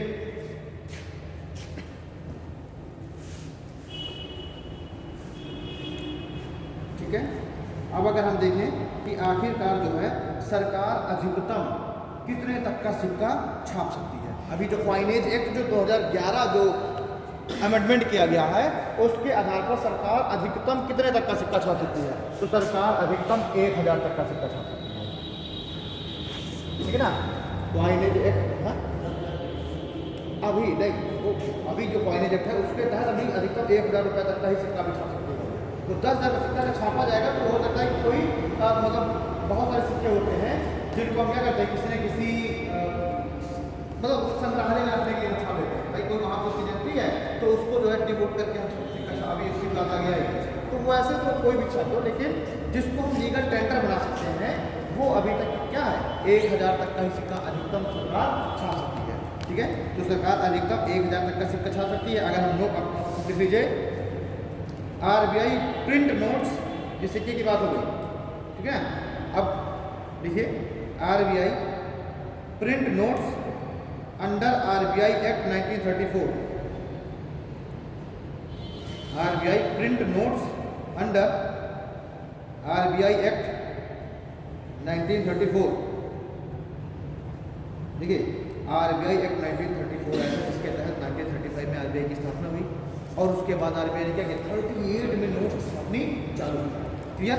तो देखिए सबसे पहले जब 1938 में जब RBI ने सबसे पहले नोट छापना चालू किया तो उस समय 5 रुपए से लेकर के और 10,000 रुपए तक की नोट RBI छापती थी। भाई RBI एक्ट 1934 से जो RBI को अधिकार मिले थे वो क्या मिले थे कि RBI मिनिमम 5 रुपए से लेकर के और अधिकतम 10,000 रुपए तक की नोट प्रिंट कर सकती है RBI। उस समय 38 में क्या है कि RBI 5 रुपए से लेकर के 10,000 रुपए तक की नोट कौन छाप सकता था, RBI 34 वाले। अब लिखिए इन प्रेजेंट RBI 2 रुपए से लेकर के 2,000 रुपए तक की नोट छापती है। ठीक है, अंडर 1934 के एक्ट से जो 38 में जो RBI ने पहली बार जो नोट छापी, 38 में फर्स्ट टाइम जो नोट छापी, ठीक है, उस समय क्या अधिकार प्राप्त था RBI को, 5 रुपए से लेकर 10,000 तक की नोट का। लेकिन अगर हम प्रेजेंट की बात करें कि प्रेजेंट में RBI कितने नोट छाप रही है, तो 2 रुपए से लेकर के और 2,000 तक की नोट। लेकिन जो 2,000 की नोट है ये भी रेगुलर नहीं छापी है। 2,000 की जो नोट है रेगुलर नहीं RBI छाप दी। अब देखिए इस समय आप देखिए 2,000 की नोट आपको हो सकता है कि नई ना मिले, 2-4 साल बाद अचानक से आपको बहुत करेंसी खरीद बिल्कुल नोट मिलना चालू हो जाएगी 2 रुपए की, बिल्कुल नई, और फिर 4-5 साल तक आपको 2 की नोट नहीं मिलेगी, ठीक है ना। तो ये जो 2 रुपए की जो नोट है वो क्या है, वो रेगुलर नहीं RBI छापती। रही बात 1 रुपए की जो नोट है जिसे गवर्नमेंट छाप रही थी, वो 1 रुपए की जो नोट है उसकी जो बनाने का खर्च है वो उसकी कीमत से ज़्यादा आ रहा है, इसलिए 1 रुपए की नोट छापती है गवर्नमेंट, बंद नहीं किया गया। ये नहीं कहा गया कि अब 1 रुपए की नोट तो लीगल टेंडर नहीं है, अभी सरकार ने बंद नहीं किया। लेकिन जो पुरानी नोटें हैं वो भी चलन में हैं। 1 रुपए की जो पुरानी नोटें हैं उनको अगर आप 1 रुपए किसी को नोट देते हैं और दुकानदार अगर रिफ्यूज़ करता है तो वो क्या है, वो एक तरीके से उसके ऊपर देशद्रोह का मुकदमा चलाया जा सकता है। ये क्या पनिशेबल ऑफेंस है। अभी एक दिन चित्रकूट गया तो हमारे एक कायदे से लतेड़ दिया। हाँ, वो चित्रकूट में नहीं लेते 1 रुपया 2 रुपये से का, तो मैंने उसको काफ़ी लेकर बात यह है ना कि आप उसी व्यक्ति को बता सकते हैं जिसको कानून का थोड़ा बहुत और उसको ये ठीक है तो उसको आप क्या कर सकते हैं। मैंने उसको लतेड़ा, मैंने कहा ये 1 रुपया 2 रुपये का जो नहीं ले सकता है, ये जो है पनिशेबल ऑफेंस है और ये है वो है। मैं भी अगर डायल कर देता हूँ नंबर तो पुलिस कर दो नंबर का कर दो भैया डायल नंबर, पुलिस है हमसे जब कोई नहीं लेता तो हम नहीं ले रहे। तो फिर मैं समझ मैंने कहा भाई हर जगह जो है अपनी आग अपना सही के भाड़ा वाले की मतलब कहीं नहीं लेते। हाँ, तो वो नहीं लेते 1 रुपया 2 रुपये का सकता। जबकि क्या है कि वो पनिशेबल ऑफेंस वाकई में देशद्रोह है, ये देशद्रोह का मुकदमा आपके ऊपर चलाया जाएगा, क्योंकि आप जो है आप देश की करेंसी का अपमान कर रहे हैं। भाई जैसे राष्ट्रीय ध्वज का अपमान कर रहे हैं, देशद्रोह चलाया जाता है, वैसे आप अपनी करेंसी का अपमान कर रहे हैं, ठीक है, पनिशेबल ऑफेंस है। बट 1 रुपए की जो नोट है उसको सरकार क्या कर रही है, इस समय छापना बंद कर दी है, क्योंकि 1 रुपए के नोट को छापने की कीमत ज़्यादा पड़ जा रही है और उसकी फेस वैल्यू कितनी 1 रुपये, इंट्रिंसिक वैल्यू ज़्यादा हो जा रही है, तो नुकसान है यहाँ पर। तो इसको बंद नहीं किया गया, बट अब रेगुलर इसको छापा भी नहीं जा रहा। सेम ये चीज़ 2 रुपए की नोट के साथ है, कीमत ज़्यादा बढ़ जा रही है, वैल्यू कम है, इसलिए इसको भी रेगुलर नहीं छापा जाता, बट दोनों अभी टोटल करेंसी है। ठीक है, तो ये तो हो गया कॉइन के बारे में और नोट के बारे में। ठीक है, तो इस पर आप लिख सकते हैं कि जो ये नोट्स हैं इन पर साइन होते हैं RBI गवर्नर के। लिख लो, इसका साइन किसके होंगे, RBI गवर्नर के।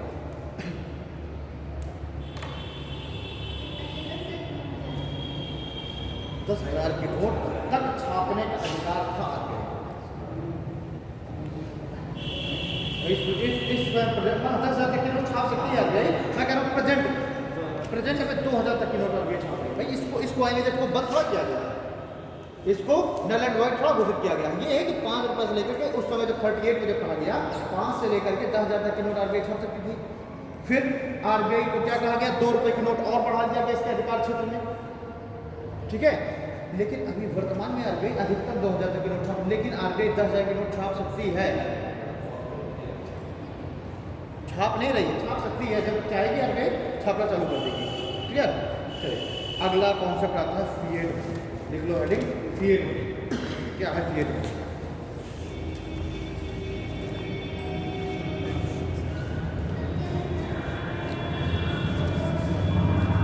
ये लिख लियो ना कहाँ कहाँ पर है कॉइन फैक्ट्रियाँ, हैं मिंट फैक्ट्री कहाँ कहाँ पर है।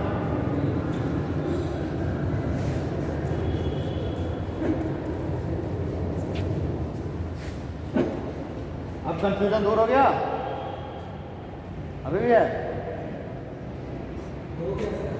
ना? यही है तुम्हें कंफ्यूजन थी ना कि लाइन कहाँ पर है कहाँ नहीं है। तो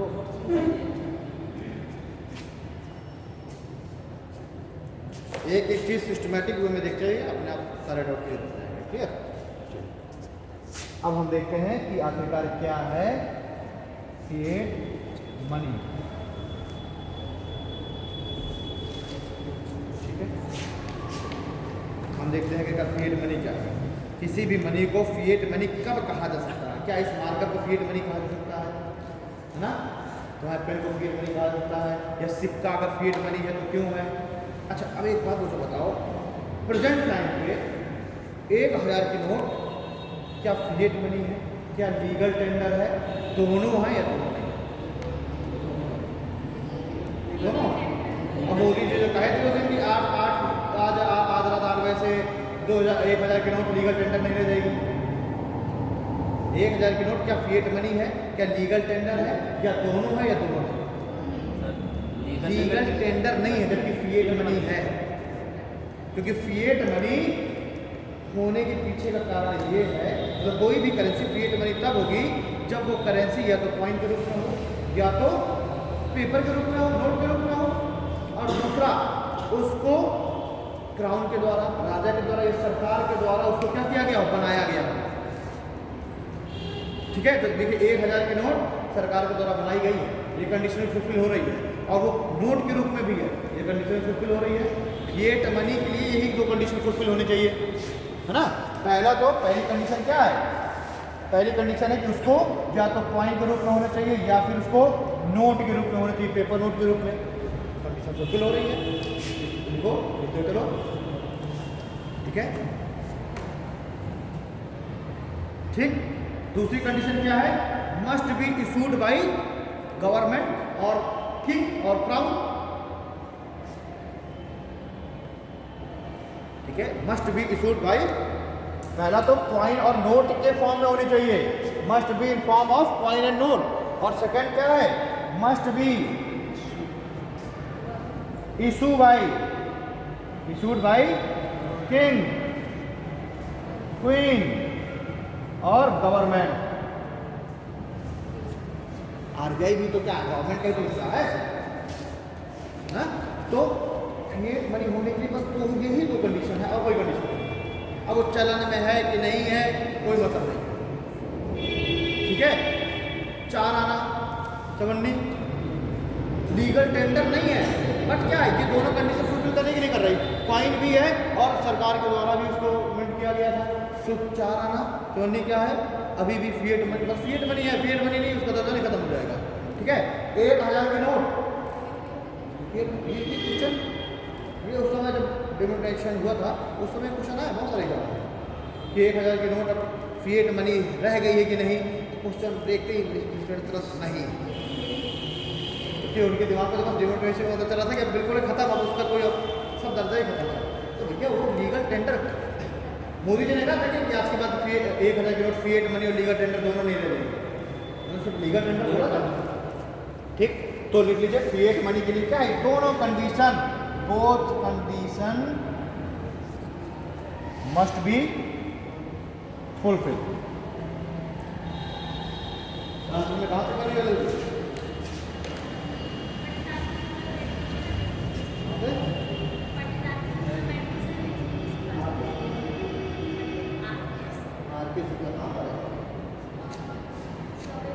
यहाँ पर एडमिशन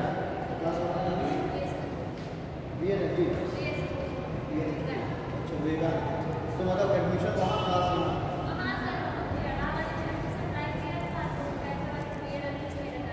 अच्छा ये एलएलबी कर लेती मतलब क्या दिक्कत है? इलाहाबाद यूनिवर्सिटी, मैंने इलाहाबाद यूनिवर्सिटी से किया है। ठीक है, इलाहाबाद यूनिवर्सिटी की बात अलग है। कौन सी है? ठीक है, ठीक है। तो इलाहाबाद यूनिवर्सिटी से करने के 2 साल एक्स्ट्रा पढ़ लेते तो कोई दिक्कत नहीं, ठीक। और बेस मजबूत हो जाता है ना, बेस मजबूत हो जाता और बढ़िया। खैर, लेकिन बस ये गलती हमने की कि उससे हमारी प्रिपरेशन भी चल रही थी, उसी समय मैंने एडमिशन ले लिया, तो हमने सब जुगाड़ सब जतन लगा करके हमने सब यही कोशिश की कॉलेज में जाना पड़े। आज लगता है कि नहीं यार कॉलेज जाना चाहिए, मतलब एडमिशन भले ही वहाँ लिए थे लेकिन कॉलेज नहीं गए, कभी बहुत कम कभी कभार गए, सब करके सब जतन किए कि जो है जो भी प्रेसिडेंट होता था उससे जुगाड़ लगवाते थे, कॉलेज ना जाना पड़ता है। अटेंडेंस रहती है ना, अटेंडेंस मेंटेन करवाने के लिए पैसा भी खर्चा कि सब किए, लेकिन कॉलेज नहीं। आज लग रहा है कि यार कोई मतलब ना रहा ना इलाहाबाद में करने का, क्या मतलब नहीं, कोई मतलब नहीं रह गया। जा रहे होते तो यार आज अलग ही ज्ञान होता कुछ, ठीक है, मतलब है तो आप ज्ञान, लेकिन अब ज्ञान उतना ही है जितना एग्जाम देने के लिए, पास होने के लिए जो ज्ञान अर्जित करना। क्लास जा रहे होते तो यार ठीक है। तो खैर क्लास होती है ठीक है। हाँ, तो क्रिएट मनी के लिए लिख लिया आप लोगों ने, दोनों कंडीशन क्या है फुलफिल होनी चाहिए। एक पानी पीते हैं, 10 मिनट और पीते हैं। अब हरी डालो लीटर के अंदर, ये तो बड़ी समझ गया क्या?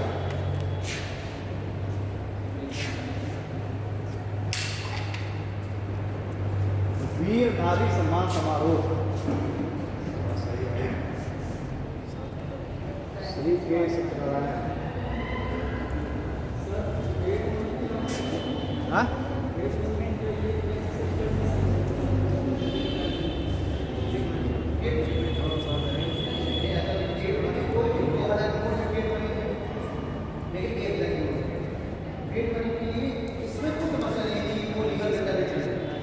मतलब कोई भी नोट या कॉइन, मतलब कोई भी रुपया या सरकारी नोट, वो चाहे कॉइन के रूप में हो चाहे नोट के रूप में हो।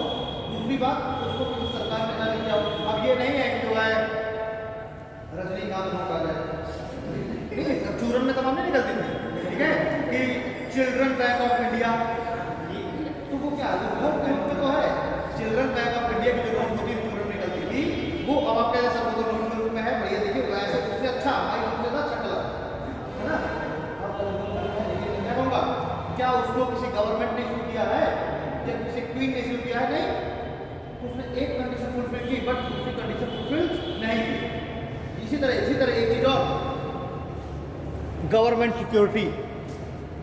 भाई NHAI का प्रोजेक्ट आया, सरकार को मार्केट से चाहिए पैसा, सरकार ने क्या कर दिया, गवर्नमेंट सिक्योरिटी इशू कर दी, कह दिया कि NHAI के आप क्या खरीदिए, गवर्नमेंट सिक्योरिटी, अपनी treasury bills. Government security and treasury bills क्या है? जब सरकार मार्केट से पैसा उधार लेती है, लोगों से पैसा उधार लेती है, बैंक से पैसा उधार लेती है, LIC से पैसा उधार लेती है, तो सरकार क्या करती है, ट्रेजरी बिल्स या गवर्नमेंट सिक्योरिटी जारी करती है। और हम लोग क्या करते हैं, एक गवर्नमेंट सिक्योरिटी की कीमत मान लीजिए 10,000 रुपये रख दी गई, उसमें सरकार ने कह दिया कि हम इस पर 2 साल बाद 8% के रेट से आपको इंटरेस्ट भी देंगे, साथ ही में आप जो ITR फाइल करेंगे उसमें ये क्या हो जाएगा, आपका लेस भी हो जाएगा। तो डबल फायदा, एक ITR में प्रॉफिट मिल रहा है, दूसरी बात उसमें 2 साल बाद हमें पक्का उसमें इंटरेस्ट मिल रहा है।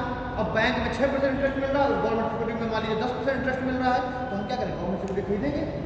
हमने गवर्नमेंट सिक्योरिटी खरीदी थी, 10,000 रुपये की एक सिक्योरिटी थी, बैंक के थ्रू गए, हमने खरीद ली, उससे क्या हुआ, सरकार के पास पैसा चला गया। अब देखिए, सरकार ने जो गवर्नमेंट सिक्योरिटी जो इसी की थी, जो ट्रेजरी बिल्स किए थे, क्या है, सरकार के द्वारा देखिए इशू किए गए, उसकी भी एक कीमत है। अब उस ट्रेजरी बिल को अगर आप मुझे बेचना चाहें, आप मुझे बेच दीजिए, मैं आपको 10,000 रुपये दूंगा, आपसे ले लूँगा ट्रेजरी बिल, क्योंकि मुझे पता है वो भले आप कहीं भी भग जाओ, कुछ भी आपको हो जाए, लेकिन मुझे पता है कि जो ट्रेजरी बिल है उसका भुगतान करने की जिम्मेदारी किसकी है, सरकार की। तो मुझे कोई टेंशन ही नहीं है। 1 साल पहले आपने खरीदा था, अब आपने मुझे बेच दिया, उस 10,000 वाले को आपने मुझे 10,500 बेचा है, लेकिन मुझे अभी प्रॉफिट दिख रहा है, क्योंकि अब 1 साल के बाद जब मैं उसको बेचूंगा सरकार को, तो मुझे उसमें 12,000 मिल जाएगा। ठीक, तो मैं आपसे देखिए मैंने ले लिया, यानी उस ट्रेजरी बिल की कीमत 10,000 रुपये थी, मैंने आपसे ले लिया, वो सरकार ने इशू किया था, बट फिर भी क्रिएट मनी नहीं है। क्यों? क्योंकि नोट और कॉइन के रूप में नहीं है। ट्रेजरी बिल देखिए एक ही कंडीशन फुलफिल कर रही है, गवर्नमेंट के द्वारा इशूड है, गवर्नमेंट ने इशू किया और उसकी कीमत भी 10,000 रुपये है, लेकिन फिर भी वो फिएट मनी नहीं है। क्यों? क्योंकि वो नोट और कॉइन के रूप में नहीं है।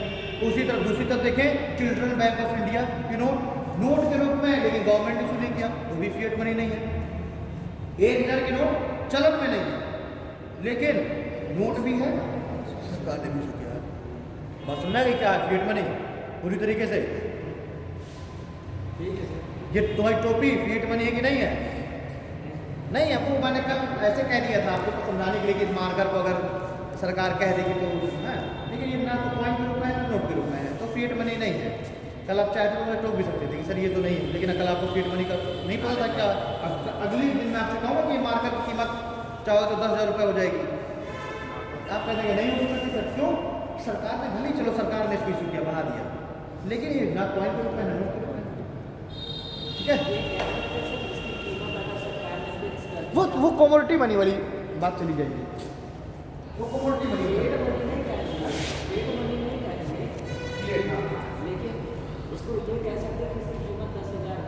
वो बात अलग है, क्योंकि कमोडिटी मनी का जाएगा ना, फिर हम इसको देकर समझ नहीं सकते, कमोडिटी मनी वाले प्रॉफिट में आ जाएगा ना, तो कमोडिटी मनी वाले प्रॉफिट में आ जाएगा।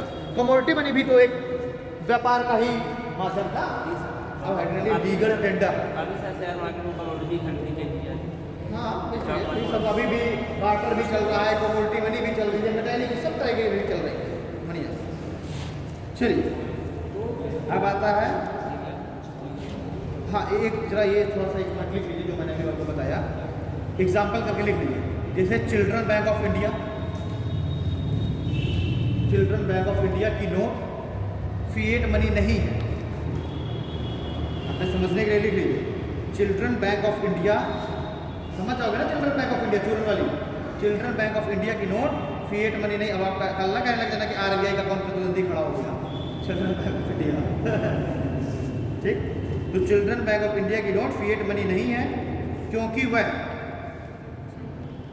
वह नोट के रूप में तो है, क्योंकि वह नोट के रूप में तो है, लेकिन उसे किसी सरकार द्वारा इशू नहीं किया गया, लेकिन उसे किसी सरकार द्वारा इशू नहीं किया गया। अगला पॉइंट लिख लीजिए इसी में, मतलब नीचे ये तो पता, दूसरा लिखिए। गवर्नमेंट सिक्योरिटी, ट्रेजरी बिल्स,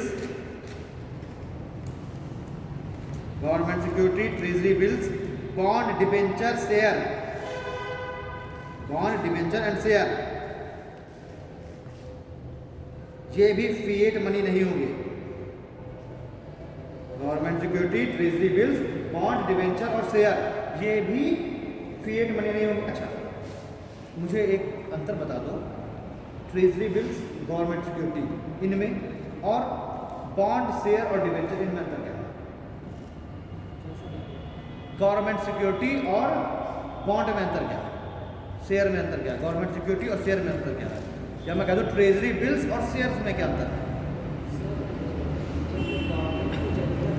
एक लाइन में, जब सरकार को पैसा उधार लेना होगा तो सरकार क्या जारी करेगी? गवर्नमेंट सिक्योरिटी, ट्रेजरी बिल, जब सरकार को पैसा उधार चाहिए, ठीक है।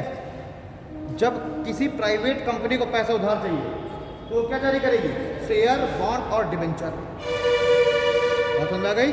अभी आगे जाकर के हम लोग बात करेंगे कि आखिरकार शेयर और डिबेंचर में भी क्या अंतर है, ना शेयर और डिबेंचर में भी क्या अंतर है, बॉन्ड, शेयर और डिबेंचर में भी आगे बात करेंगे। इनमें से एक ऐसा होता है कि जिसमें आपने पैसा लगा दिया कंपनी को, आपको मतलब नहीं कि कंपनी लॉस में जा रही, प्रॉफिट में जा रही, आपको उतना पैसा मिल जाएगा।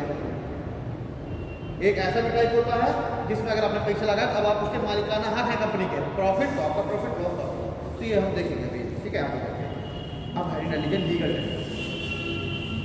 लीगल टेंडर, देखिए लीगल टेंडर के लिए पहली कंडीशन फुलफिल होनी चाहिए कि लीगल टेंडर को फिएट मनी होना चाहिए। लीगल टेंडर होने के लिए क्या कंडीशन पहली फुलफिल है? उसको फिएट मनी होना चाहिए, मस्ट बी फिएट मनी। और दूसरी condition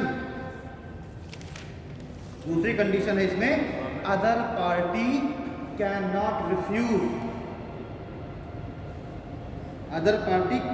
refuse to it. Other party cannot refuse to accept it.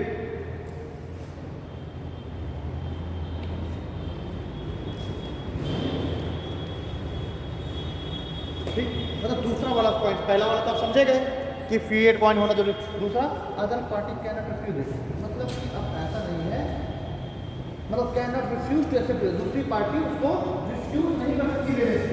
अब आप 2000 का नोट लेकर के मेरे पास आए और आप कहने लगे कि 2000 का नोट लीजिए आपकी फीस, तो मैं तुमसे ये नहीं कर सकती, नहीं मुझे तो 5 से 4 रुपये लेके आओ, ठीक है, या मैं ये 2000 की नोट नहीं लूँगा, ये थोड़ी सी नोट कम खरी हुई है, खरी है, ठीक है, और जब तुम नई करेंसी निकाल के लेके आओ तो मैं नहीं कह सकता, ठीक है, क्यों? क्योंकि क्या है, लीगल टेंडर है, उसको सरकार ने लीगल टेंडर घोषित कर रखा है, इसलिए मैं उसको एक्सेप्ट करने से मना नहीं करता। 10 रुपये का सिक्का क्या लीगल टेंडर, उसको लेने से मना नहीं किया जाता, 2 रुपये का सिक्का लेने से मना नहीं किया जाता, मतलब कि तब तक वो करेंसी लीगल टेंडर रहेगी जब तक कि सरकार ने उसको क्या कर रखा है, अपना संरक्षण दे रखा है, कह रखा है कि इसकी जिम्मेदारी हमारी है।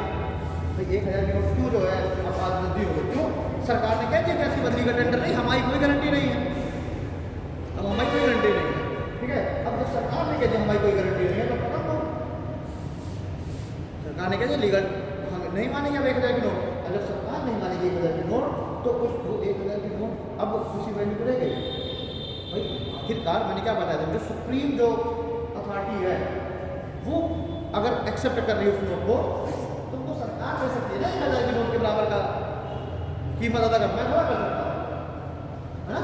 तो जब सुप्रीम जो अथॉरिटी है अगर उसने मना कर दिया कि अब मैं ये नोट नहीं लूँगा तो वो क्या हो जाएगी, लीगल टेंडर नहीं दे देगी। तो बताइए 1000 की नोट आजकल लीगल टेंडर नहीं है, क्योंकि जो सुप्रीम अथॉरिटी है उसने लेने से मना कर दिया, ये नहीं है कि लीगल टेंडर नहीं है। बिटकॉइन लीगल टेंडर है कि नहीं है? नहीं है, क्योंकि सरकार ने अभी तक नहीं कहा है। जिस दिन एलन मस्क की जगह पर सरकार कह देगी कि आज के बाद हम बिटकॉइन को भी एक्सेप्ट करेंगे तो लीगल टेंडर हो जाएगी। बिटकॉइन फिएट मनी है कि नहीं है? नहीं है, भारत में तो नहीं है, भारत में तो नहीं, भारत की बात चल रही है, भारत में जा रहे हैं, भारत में कैसे ना वही तो मैं कह रहा हूँ, वो फिएट मनी नहीं, क्योंकि ना वो नोट के रूप में ना कॉइन के रूप में है, लीगल टेंडर में नहीं है क्योंकि वो न कॉइन के रूप में न नोट के रूप में, और साथ ही साथ उसको सरकार ने भी एक्सेप्ट वो नहीं किया है, अपनी मतलब जारी नहीं किया है, और ना ही सरकार उसको एक्सेप्ट कर रही है। अल सल्वाडोर ने क्या कर दिया, उसको लीगल टेंडर कर दिया। अरे अगर हम इंडिया के डिफरेंशियल देखो, फिएट मनी नहीं है, फिएट मनी का देखिए कॉन्सेप्ट हर जगह एक ही है, फिएट मनी का कॉन्सेप्ट हर जगह वर्ल्ड वाइड है फिएट मनी कॉन्सेप्ट, लेकिन लीगल टेंडर कॉन्सेप्ट हर जगह बदलता रहेगा, वहाँ पर सरकार निर्धारित करेगी ना जब किसको मान रहा है। अल सल्वाडोर ने क्या कर दिया, मध्य अमेरिकी देश है अल सल्वाडोर, कल मैं भी साउथ अमेरिका बोल गया था, तो साउथ अमेरिका एक्सेप्ट कर लेते, ठीक है। अल सल्वाडोर मध्य अमेरिकी देश है जहाँ निकारागुआ, ठीक है, होंडुरास, अल सल्वाडोर, पहले मैक्सिको के नीचे, मैक्सिको नीचे पतली से पूंछ जैसी रहती है ना नॉर्थ अमेरिका, वहीं पर आए ये सारे, उसको मध्य अमेरिकी देश कहते हैं, ठीक है। तो अल सल्वाडोर ने क्या कह दिया, बोल दिया है कि हम जो है इसको लीगल टेंडर मानेंगे बिटकॉइन को, वहाँ पर फिएट मनी नहीं है बट वहाँ पर लीगल टेंडर है, ठीक है। तो आप लोग लीगल टेंडर समझ गए, लीगल टेंडर के लिए फिएट मनी होना जरूरी है, और दूसरा बात अगर वो नोट है लीगल टेंडर तो कोई भी दूसरा भी उसको लेने से रिफ्यूज नहीं कर सकता। अब नोट अगर फटी है, ठीक है, उस नोट में बिल्कुल कलर चढ़ा हुआ है ऊपर से, हाँ, उस नोट में तुम चूना खा के पूरी चूना वूना पूछ रखे हो, उसका नंबर कटा हुआ है, उसकी स्ट्रिप निकली हुई है, और तुम कह दो कि ये तो लीगल टेंडर है तो लेने के लिए बाध्य नहीं है, तब दुकानदार, तब अब वो लीगल ना रह गए, लीगल टेंडर तब ना रह गए जब खराब हो गई, नंबर वंबर कट गया, बात समझ आ गई ना? ठीक, अब लड़ना जाना किसी के साथ। एक बहुत सारे यूट्यूबर्स जो है दिखाते रहते हैं, तो दरिया को बहुत सारे यूट्यूबर देखो घोड़ा भर के पैसा लेके जाएंगे, गाड़ी खरीदना पूरा सिक्का इसे डाल देंगे, और फिर वहाँ पर दलीलें देंगे कि ये लीगल टेंडर इसलिए लेना पड़ेगा, हाँ, शोरूम वाली को लेना पड़ेगा पैसा। तो अब वो भी चूँकि वो सब क्या है, वो सब पहले से वो फिट है, वो जो है ऐसा नहीं ओरिजिनल चीज़ें चल रही हैं, वो सब क्या है पहले से वो कंटेंट उनका सब रिटर्न है, सब उसी हिसाब से चल रहा है। ये भी बाध्यकारी नहीं है कि आप एक बोरा में भर के सिक्का लेके चले जाएं और दुकानदार को उसको एक्सेप्ट करना पड़े और आप दलील क्या दें कि ये तो लीगल टेंडर है, 1-1 रुपए के नोट आप लेके चले जाएं गाड़ी खरीदने मर्सिडीज है 2, 4, 10, 20, 25 बोरों में भर के, और आप कह दें कि जो गिनो पैसा, क्योंकि भाई आप तो दलील दे रहे थे कि आपको एक पॉइंट आपको मिस है, आपका आप आधे तो सही हैं लेकिन कुछ मिस है, वहाँ पर आप लाजू खाने काम कर सकते हैं। तो अब आप सिक्का लेकर और ऊपर से शोरूम मालिक को क्या दलील दे रहे हो कि लीगल टेंडर है ये, मैं आपके ऊपर ये जो है केस कर सकता हूँ, ये पनिशेबल ऑफेंस है फलान ढिकान।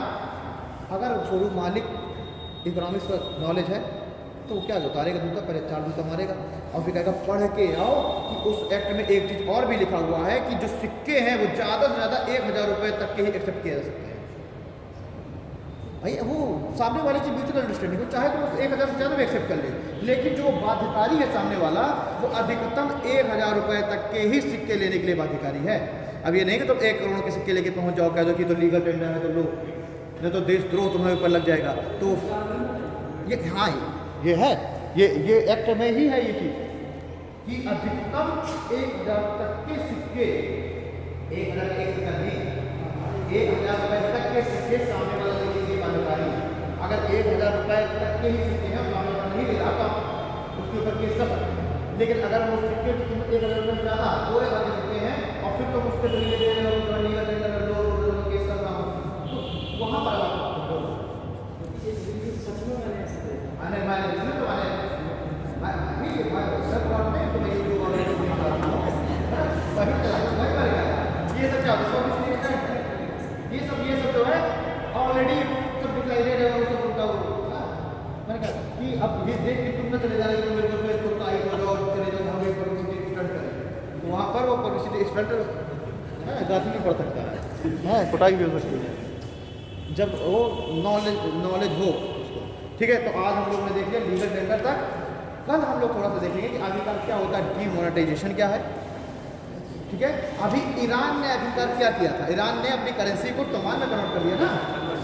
ठीक है, अपनी जो करेंसी है उसको टोमान में कन्वर्ट कर दिया। तो आखिरकार क्या ईरान ने डीमोनेटाइजेशन किया है कि वो कुछ और नया कोई एक कॉन्सेप्ट है वो जो ईरान ने किया, या फिर अपनी करेंसी को उसने लीगल टेंडर कब वो कर दिया, कैंसिल कर दिया है। रियाल जो है तो क्या ईरान ने ये कहा है कि रियाल आज के बाद लीगल टेंडर नहीं रह जाएगी, ये नहीं कहा उसने केवल अपनी करेंसी को क्या कर दिया है, मॉडिफाई कर दिया है। हाँ, तो उस टर्म को क्या है, वो टर्म क्या है, तो क्या उस टर्म को हम डीमोनेटाइजेशन कहेंगे क्या? तो डीमोनेटाइजेशन में वैल्यू थोड़ा बढ़ाई गई, मॉडिफाई थोड़ा किया गया, वो तो सीधे से स्वैप कर दी गई है।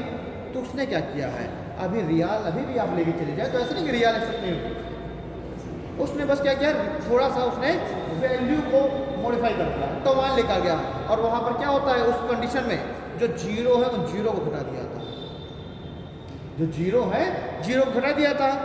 मतलब 1000 है अगर रियल तो जीरो हटा दीजिएंगे, वो 1000 इक्वल टू 1 टोमान, तो वो एक अलग कॉन्सेप्ट है, नया चीज़ है। ठीक है, चलिए उसको देखते हैं हम लोग कल की क्लास में। ठीक, चलिए मिलते हैं फिर कल।